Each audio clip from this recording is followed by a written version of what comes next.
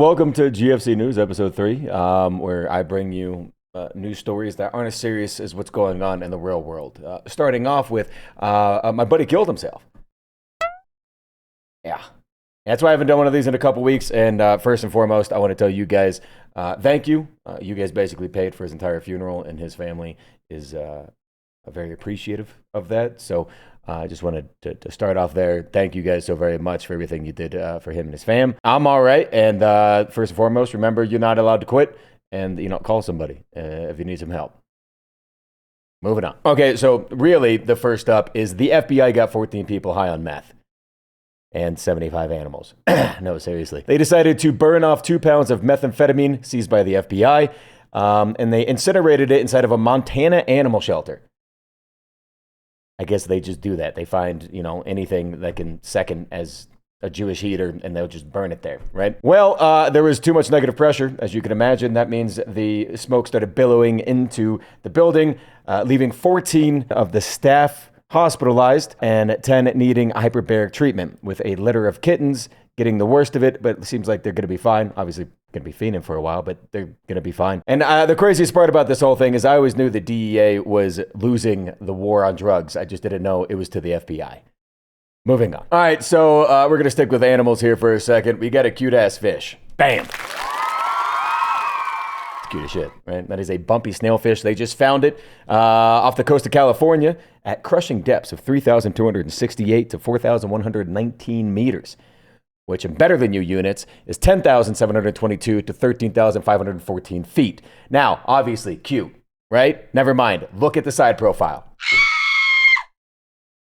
Terrifying. That thing looks like it wants to go up my urethra. I hate it, and I'm going to move on. To more fish. Sorry, they were on my brain. Your mom was over last night. They gave a bunch of anti-anxiety meds to salmon to see what would happen. I don't know.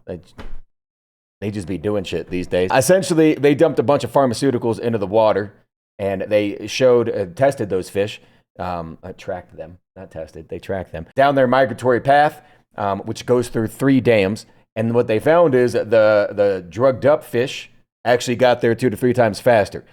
They think it's because they were bolder and they took more risks. As they went up to the turbines of the dam, they just said, fuck it, we ball, and they were flying through the dams much faster than the pussy fish. By the time it was all said and done, there's no great way to say if this is helping them or not, because once they got to the ocean, they don't know what happened after that. There could be that they didn't live as well because they seem to be antisocial after taking them, which could leave them easier for predators to eat. But my main focus that I wanted to take off of this particular story is these fish are on anti-anxiety meds and they are crushing it, doing way better. And then there's you watching this video, doing fuck all with your life. Get it together. Moving on. Next up, we got a fella who sets himself on fire for a world record, because they'll give a world record out for everything but real life kill-death ratios. Shout out my boy, the White Death. But Joseph Totling became the first person to hold the record for fastest 100-meter carpool in a full-body burn.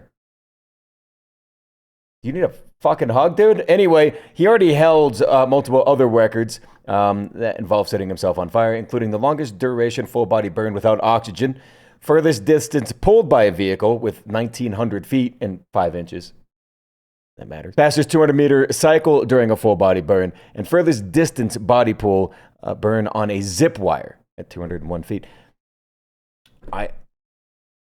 I don't get it, but here's the video. There's no other way to start this one off. Man hospitalized after sniffing his own dirty socks and growing fungus in his lungs.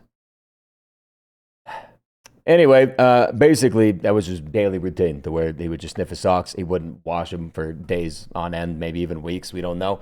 But he started having a cough that kept him up at night. It was getting worse and worse. And eventually, doctors went down with, they do a thing to where they put like a, I don't know, what am I thinking? Like a wet noodle down to where it goes into your airways, and they take a sample. Anyway, the test revealed aspergillosis, a lung disease caused by inhaling spores from Aspergillus mold, and this is where I'm going to ruin your day. We all inhale that mold pretty much every single day. No problem. However, if your cheekbone's deep into your nasty-ass socks every single day, you're basically giving the mold a VIP pass to set up home in your right lung. It does look like he will make a full recovery, They're not entirely sure if he's going to keep doing that nasty ass shit, but good for him that he's alive. And for everybody out there and all your weird fetishes, my fetish is kink shaming, so you're weird. Your own feet? Nasty ass. Golly. Moving on. Speaking of kinks, my brother in Christ, if you're into that, you could just go find a black guy. But apparently, he got his girlfriend's hand stuck in his mouth. Went in with ease. He clenched up. Phrasing. And it got stuck there to the point to where they had to use muscle relaxers to get it out. This is a pretty quick one. It's not the first Asian happy ending, but it's so far my favorite. And last up is actually a question from you guys that I thought was important to answer. And I do want to do this in the future. If you guys want to ask some questions in the comment sections, we can do some Q&As at the end of this. But it seemed like a poignant question to answer as we move forward in this longer form stuff. Am I wearing pants right now? No. It's my house. I'm in the comfort of my own home. Eat a dick. So keep asking those questions. Make sure you like and subscribe. Go grab some merch in the merch store. That means the Great Friends Club for those of you who have actual jobs that can't have that mean anything else. Appreciate you guys so very much. I'll see you guys next week. Probably. Okay, bye.